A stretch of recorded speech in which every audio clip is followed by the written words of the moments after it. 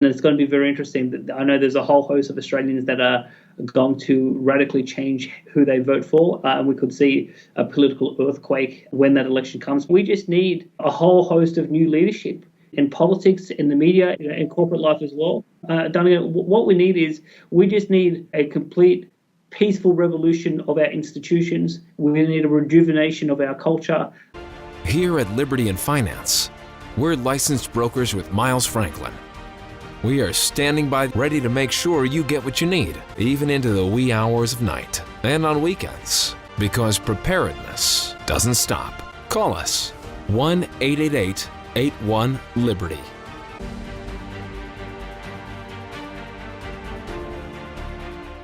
Welcome back to Liberty and Finance. It's been a while since we've had this returning guest. John Adams is an economist from Australia. There's been a lot going on in Australia that we want to talk about, especially regarding limitations on people's freedoms. But John, first, just wanted to welcome you back to Liberty and Finance. Thank you, Donegan. It's probably been about 6 months, but it is good to be back. And just want everybody to know we're recording this on Thursday, February 24th, 2022. It will be broadcast a little bit later. We are working around a modified release schedule surrounding my son's recent wedding and the related travel, etc. So we're doing the best we can to get things out promptly. And please be patient with us, folks, if this is a few days late.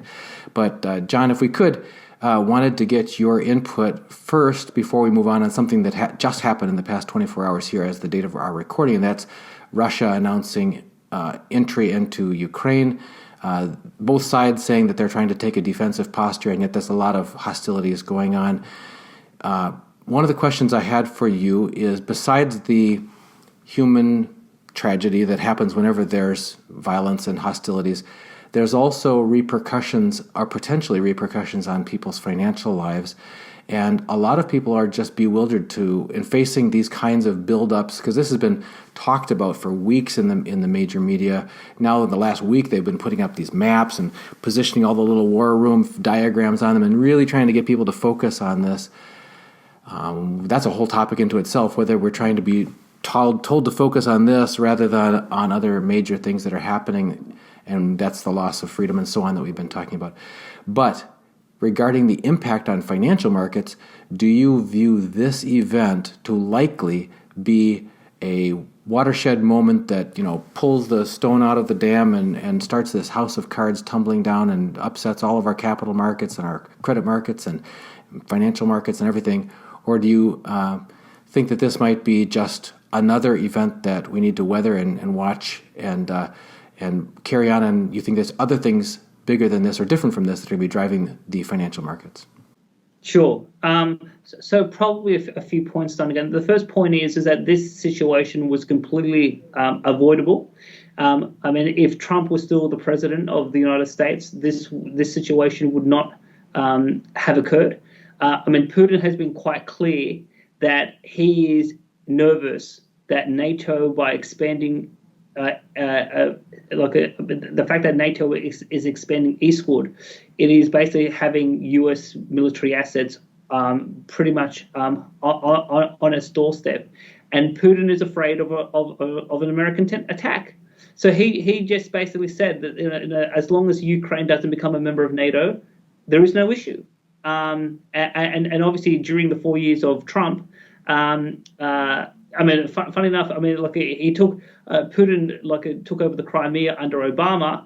4 years of Trump, Putin basically did nothing, and here we are with Biden, because Biden has been aggressively pushing this Ukrainian situation. We know that the Biden family has a deep history with Ukrainian politics.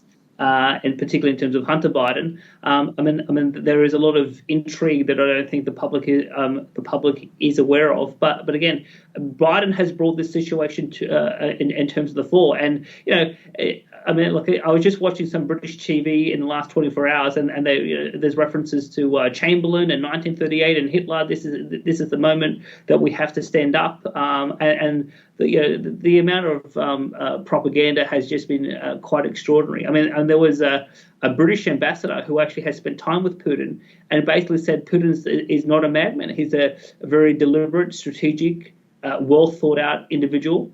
and he will make rational decisions based on the circumstances. This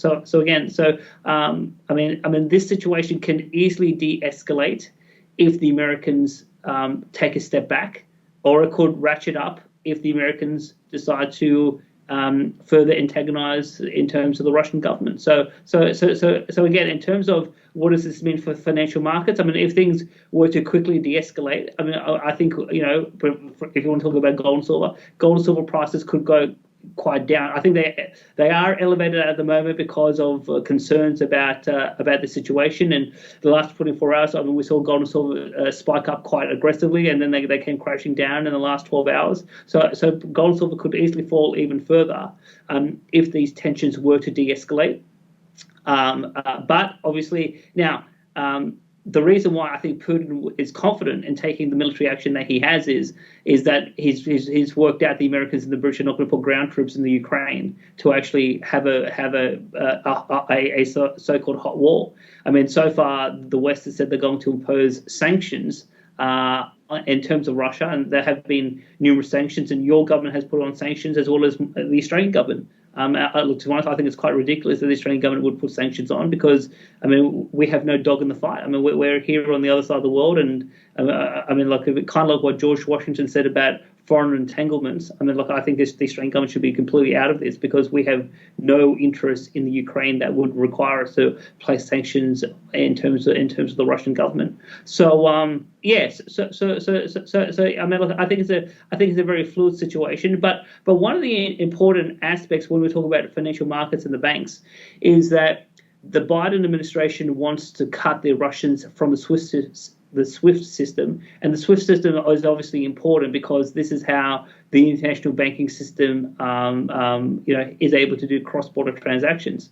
So I think it was even Jim Rickards who said on the Kaiser report some years ago that if the Americans start to use the SWIFT system as a political weapon, that it would backfire. And there have been numerous countries, say like the Iranians, who have had sanctions being put on through the SWIFT system. Well, but the Biden administration in the last 24 hours said to the Russians, we want to cut you off SWIFT. And then the Europeans basically came to the Russians' defense. So the Germans, the Italians, and the Hungarians have basically said that, that you do not cut the Russians from the SWIFT system because it's going to have, too much of a detrimental impact on the banking system and the capital markets. So there are some rational people who are basically saying, let's not get this situation out of control dramatically. But the one thing I will say is that when we think about monetary policy and inflation, the reason why war is an inflationary event and it's good for gold and silver is because the way they financed the war effort is through the printing of money. That's what. So when we think about 1914, both the British and the Germans got off the gold standard when World War I started. They printed huge sums of money to finance the war. The Germans had significant inflation during World War I. And then once the war was over and you had the Weimar Republic, which was a left-leaning social democrat government, they switched their spending from the military to social welfare, and that obviously led to the dramatic collapse of the German mark in 1923 in terms of hyperinflation. Now we already have extraordinary stimulus in terms of what has happened in the last couple of years with the pandemic. So we've seen, I think in the United States, CPI inflation is 7.5% year on year. So we're already seeing a dramatic in terms of elevation in terms of inflation. And I don't think Western governments in particular need any further excuses to print more money in terms of driving up, in terms of fiscal deficits and in terms of public sector debt. But having said that, if there was a full-on, some people have been tweeting World War III. If this escalated into some sort of wider conflict that required more central bank money printing and government spending, that would add further fuel to the fire in terms of inflation. But I think there are some cool heads who are not going to do that. And I frankly, I don't think Biden has the support of the American people to put ground troops in the Ukraine to basically fend off any Russian incursion. So I think the impact of what we're seeing in the Ukraine is going to be quite limited in terms of the financial markets, and particularly if now Putin has said, so there are two regions of the Ukraine which are heavily populated by Russians, and he wants these regions to be to get their sovereignty. Now, if that were to happen, the Russians would pull out, and things could calm down quite dramatically. And in that context, we could easily see, all of the recent changes in the financial markets and the gold and silver market. Things could easily, they could easily reverse, and we could be where we were, say, 4 weeks ago. There's so much there we could continue on. I just want to take just maybe 2 more minutes before we turn to the idea of freedom in Australia, and that is the other concern. You mentioned Europeans being concerned about cutting Russia off from the SWIFT system because of the impact it could have on other things like capital markets, but also the economic dependency that they need to be able to transact. Energy is one of the lifebloods of Europe that flows from Russia, and there's been grave concerns raised that if hostilities were to escalate further, Russia would basically sever a very necessary lifeline that Europe needs, and that could cause, skyrocketing energy costs and grave shortages and that sort of thing of energy in Europe. Can you touch briefly? That could not only drive inflation, but it can drive hardships and that sort of thing. Do you believe that that's a credible concern and one that we need to be watchful of as the knock-on effect that it could have about energy prices worldwide, et cetera? Even I think Biden in a press conference in the last couple of days has said that conflict in the Ukraine could lead to rising oil prices, and it could lead to energy supply chain disruption, and that could impact Americans at home. So that is obviously a risk. But the other thing I would say is there are other energy producers are looking at this situation and are trying to take advantage. So, for example, there are some gas and oil producers in Australia, particularly in terms of gas, who are looking at this situation and saying, well, if the Russians can't supply the Europeans with energy, we'll supply it because there is a market need. And I understand that even now, oil production in America they're at pretty strong levels, and the Americans have also committed to providing energy to the Europeans. So I think if the Europeans can find alternative sources of energy that allows them to get through this period, I think the Europeans will be, okay. If they can't, and their people, start to freeze. And when I say freeze, in terms of literally freeze, in terms of the winter, that the Europeans could start to do things quite dramatically. Whether they make further concessions to Putin or if they push back against the American administration, who knows? It's probably too early to say. But there's definitely energy producers around the world who are saying, well, we'll sell our produce or our energy to the Europeans, and that could provide a subsidy that could de-escalate pressures that the Europeans are facing. All right. Well, we wanted to turn our attention to the state of freedom around the world, but focusing on your local territory there of Australia.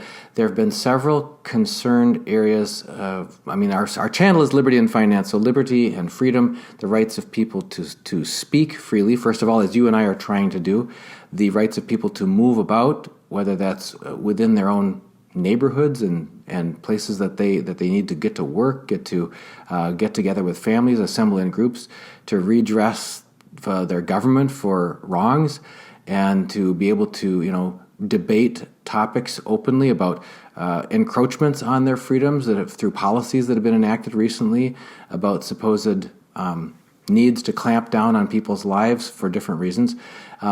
I just got a phone call today, interestingly enough, from an internal medicine doctor in a hospital who said he works in the front lines. He says in his experience and in the traffic that's going through their hospital, the patient count and so on is way down. A couple a day. They treat them, they release them right away. And he says this whole epidemic seems to have blown over, and we need to get back to our lives. But it seems, from my limited observation in the past, that such as with the TSA and other 9/11, Patriot Act, etc., that once implementations of restrictions get put in place, they don't go away.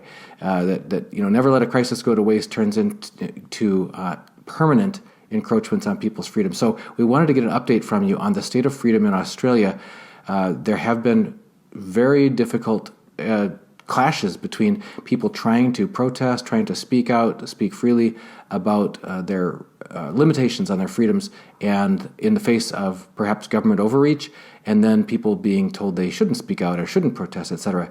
Can you bring us up to date on what a day in the life of an Australian is like right now in terms of the actual restrictions on people's freedoms, and secondly, the ability of people to speak freely about the concerns that they have there?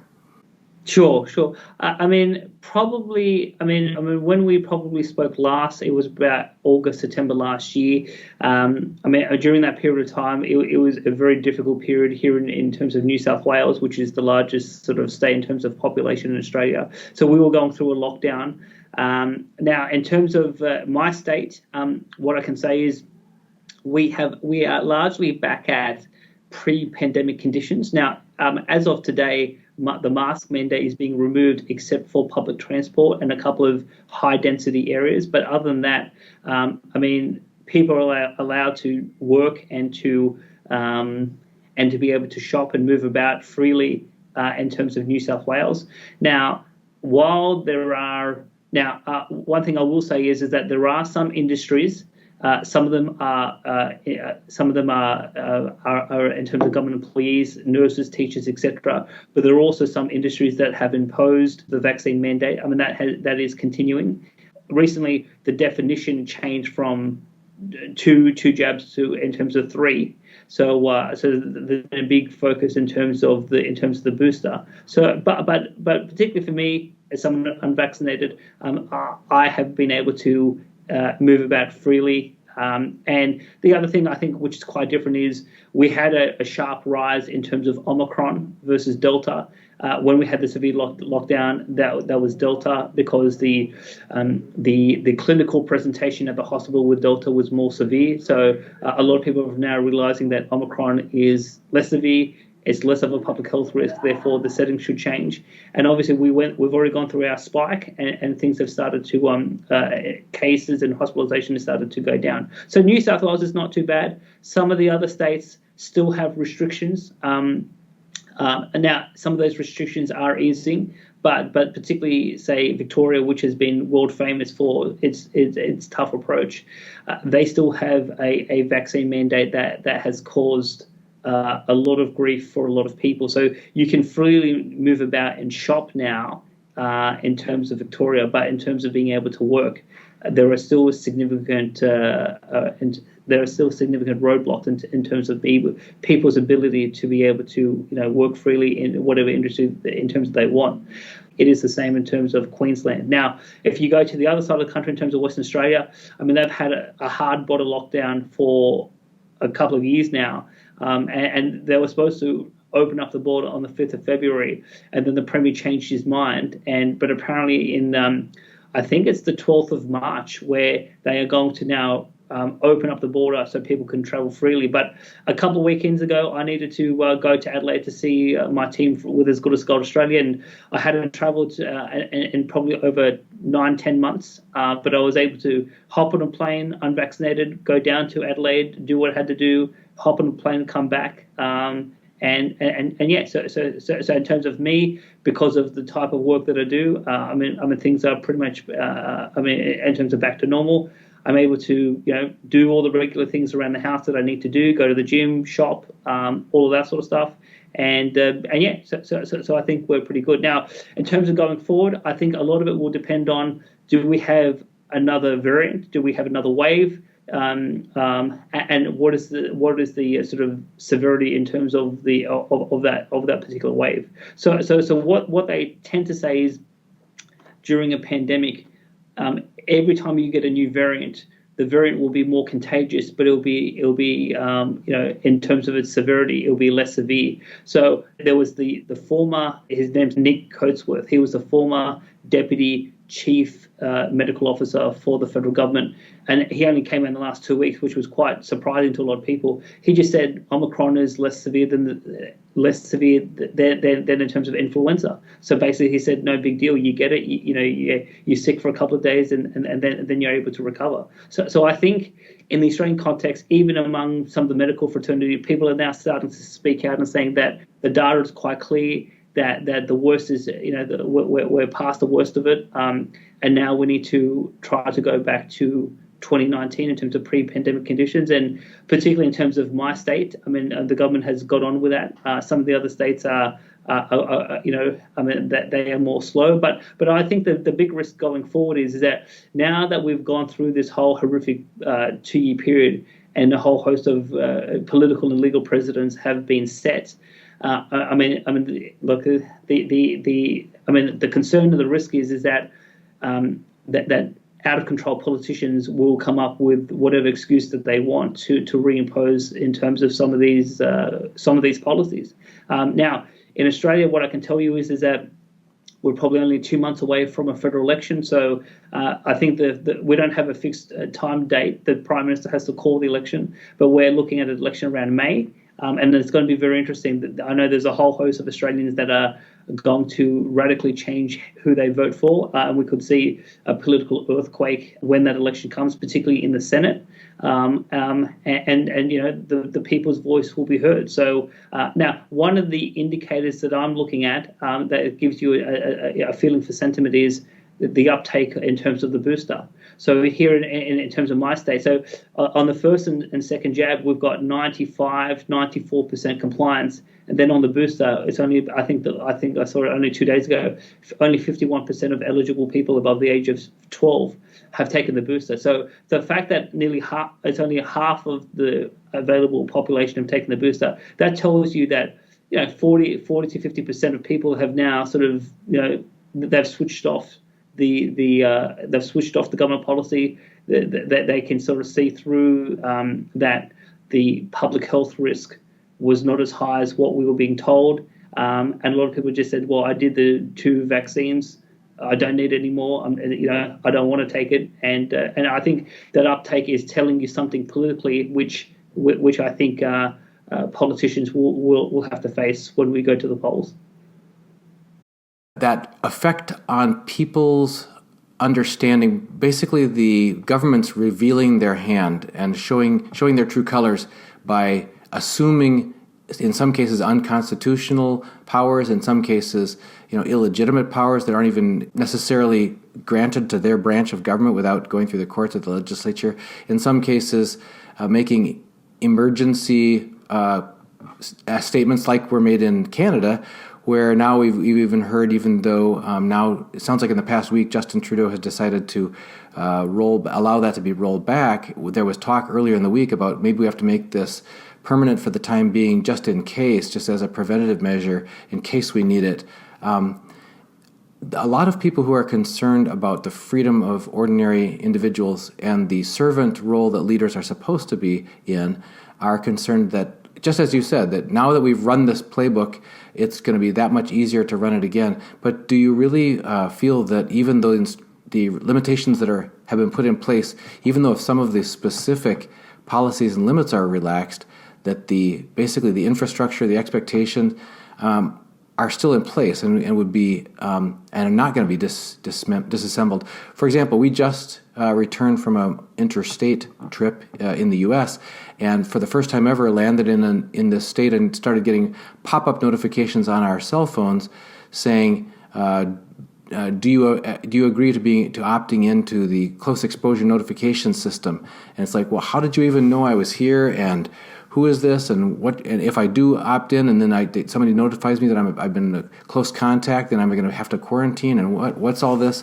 So it seems like even though Omicron has lowered the severity and case counts and hospitalizations are dropping and everything, that some of this infrastructure built to, you could say, compromise people's privacy in the name of public health, but certainly in the service of control, is not going away. That is a very good point, Dunnigan, and like that I would agree with. I mean, the infrastructure. I mean, kind of like you said, 9/11 happened. They brought in the Patriot Act, even though, and for the record, the Patriot Act was written well before 9/11, so this was in the drawer, ready to go. So the powers that be, and you can have all sorts of conversations as who are those powers There's a lot of focus in recent years about the World Economic Forum and Klaus Schwab and his book about in terms of the Great Reset. So there's all sorts of international bodies who have tentacles into politics and the financial system and the media who are pushing a same set of consistent policies. And once they get this infrastructure, and the infrastructure is legal, it could be in terms of political attitudes, but also particularly one of the things that I've noticed here in Australia is the technology that the police are using. So for example, they have armored cars, they have riot gear, sophisticated stuff. They have acoustic weapons. And they have all sorts of new technology that they revealed during this whole 2-year period that they will continue to maintain and be able to implement sometime down the track. So the only way that we can reverse this is we've got to get rid of the current ruling class of politicians, and we need to get a whole host of new politicians who are basically going to reverse the laws and basically demilitarize the police and try to take us back to a period of time where things were more calm and more stable. There's a lot of, no doubt you've got a lot of young viewers. A lot of people probably were only children during the 1990s. I was a teenager in the 1990s, but it was it was a very calm time, particularly during the Clinton administration. The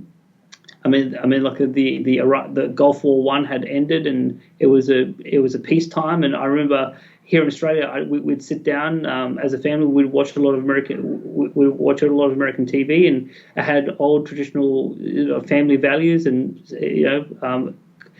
also I have to say, Donegan, when you think about the 1990s, even the music was fantastic. One of the things I've noticed in the last little while is, for example, in the early 90s, Madonna, Michael Jackson, Celine Dion, some of these artists, anytime they put out a hit, it was a classic. It was phenomenal. It was a phenomenal part of music culture, particularly in America. And like I go to the gym now, and I've put on these modern tracks, and it's going, look, who's listening to this crap? So everything has declined in terms of the economy, in terms of our civil rights, in terms of politics.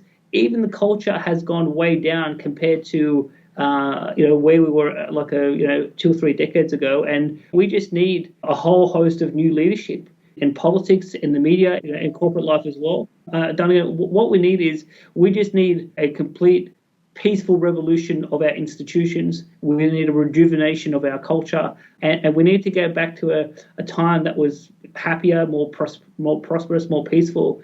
To be honest, I look fondly back at the 1990s for a whole host of reasons, and it was a great time to be alive. Whereas now, there's just, even the mood, particularly when I move around Australia, the mood is very dark. It's very dire. People have been shocked about how politicians have ruined the country, both in terms of laws, in terms of the economy, in terms of to the lengths they've been willing to go to infringe civil rights. I don't think. In terms of what the future holds, it really so it's ultimately up to us. Each individual has to take action within their own life about not only improving their own circumstances, but also in terms of making a positive contribution to society in whatever shape and form that is to be. And hopefully, I'm able to sort of make a big contribution this year, but we'll wait and see.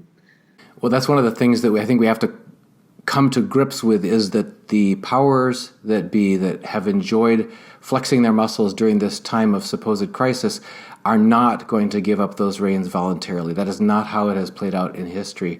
So the question is, what will and what must ordinary people do to stand up, speak up, educate themselves, unite, and take back their countries peacefully and following reason for the good of their children and their grandchildren? There have been severe restrictions. You mentioned some of the police technology, but I thought you were going to mention the high-tech silencing and deplatforming of people's ability to speak, to connect, to unite each other. So are there any specific ideas that have emerged in the discussions you've had with other people about what ordinary people can and should do to try to take back our lives for the good of our families? No. Look, I mean, the only thing that I'll comment on in terms of the Australian context is that there's the protest movement, if you want to call it that. I would say that it is quite disorganized. There's a lot of different initiatives. I mean, because I've worked in politics let me give you an example. In 2019, when I took on the $10,000 cash transaction ban in Australia, because I used to work in Parliament and I knew the parliamentary system, I mean, me and a team of people, we were able to lead a coalition to effectively stop that law. So we actually understood how the system works, and we were able to operate within the system to actually affect change. What I think is quite limiting, particularly in the Australian system, is too many people who want change don't know the right way to bring about change. So now, for the last 8 months, I've been working on a big project that I'm hoping will bring about some change, and no doubt there'll be other initiatives that I'll be engaged in probably over the next 12 to 24 months. But I think that for those who want change, I mean, like, people need to be very careful and strategic about what is the right way to bring change, and then go about it in terms of the right way, because a lot of energy and a lot of focus can be lost if you do things that's not focused on in terms of delivering results. Now, and one thing I just want to point out, because and I don't want your American viewers to take any offense. Now, I mean, I know that a lot of Americans tend to be very religious. I confess to be a Christian, etc. But one thing that I have noticed, particularly with Americans, is this focus on prayer, and to say that it is God's will. Leave it up to God. I mean, the irony of this in the American context is profound. I mean, think about it. In the American Revolution, the founding fathers were deeply religious, and not only for the Quakers in terms of New England, but right throughout the people who signed the Declaration of Independence, very, very religious people. But at the end of the day, they picked up a weapon and they took on the British. So the big thing is that just because you are a Christian, just because you believe in God, doesn't mean that you can pray and do nothing. But to be honest, I see a lot of Americans today, particularly on social media, who basically say, change can be delivered through prayer. Well, the reality is it can't. I mean, people have to actually take deliberate action if they want change to happen in their lives, but also in terms of their country and in terms of their society. And I think, and I don't know if you agree with me or not Dunnigan, but I think, the American Revolution is a classic example of very religious people who would pray all the time. But when it came time to doing something, they did something. And they didn't say, well, we're just going to sit on our hands and wait for God to defeat King George. Now, we've got to do it ourselves. Yeah, I think the American Revolution was not the only example. There's countless examples through European history as well, and others where people did all that they could and relied on prayer as well to cover what they could not do. And sometimes miraculous things happen, or seemingly miraculous things happen because of that, or along with that. But meanwhile, they were doing all that they could. So, John, I know our time is short, and I just wanted to thank you for giving us this update. And we want to follow on when you can to talk about other projects you've been working on, as well as other concerns that we've had that we haven't caught up with you in a long time. So just grateful for your return visit here to Liberty and Finance. Remind people how they can follow your writings and publications that you put out. Sure. Yes. Probably the easiest way is social media. So I've got a Twitter account, adamseconomics.com. Twitter is the handle Adams Economics. I do have a Telegram group that I'm more free about what I communicate because there's less censorship rules. So I'm in Adams Economics on Telegram. I mean, that's another way to connect with me. I have my website, adamseconomics.com, where I have been writing a few new articles, etc. But things have been happening behind the scenes that have sort of kept me at bay for a bit. But I'm hoping that in the next few months, as I become more free, I'll be more active, both in my writings, but also in terms of interviews like on Liberty and Finance. Thank you for joining us again. Thank you, Dunnigan. Miles Franklin Precious Metals is one of America's oldest and most trusted bullion dealers. Miles Franklin is A+ rated and accredited by the Better Business Bureau, licensed and bonded, and has 0 complaints ever registered. Here at Liberty and Finance, we are licensed brokers with Miles Franklin. To order, simply call us, discuss your needs, and we will let you know our live inventory, prices, and availability, and lock in your order over the phone. Once your order is locked, the price is held for you regardless of market fluctuations, and the metals are reserved for you awaiting your settled payment. Within 1 business day of ordering, you will receive an email invoice detailing the order and payment instructions. Miles Franklin accepts payments by bank wire, ACH or electronic check, money order, check mailed priority mail, and cryptocurrency. The fastest forms of payment are bank wire and cryptocurrency. Upon settled payment, metals will ship out within 3 to 5 business days. You will receive tracking information via email. Domestic shipping charges are $15 for any order under 500 ounces of silver or 10 ounces of gold. For orders larger than that, domestic shipping is free. The package will be double boxed, fully insured, and labeled discreetly, with no indication of the contents inside. For your privacy, the name Miles Franklin will not even be on the package. To talk to myself, Elijah, my brother Kaiser, or my father Dunnigan, call 1-888-81-LIBERTY. That's 1-888-815-4237.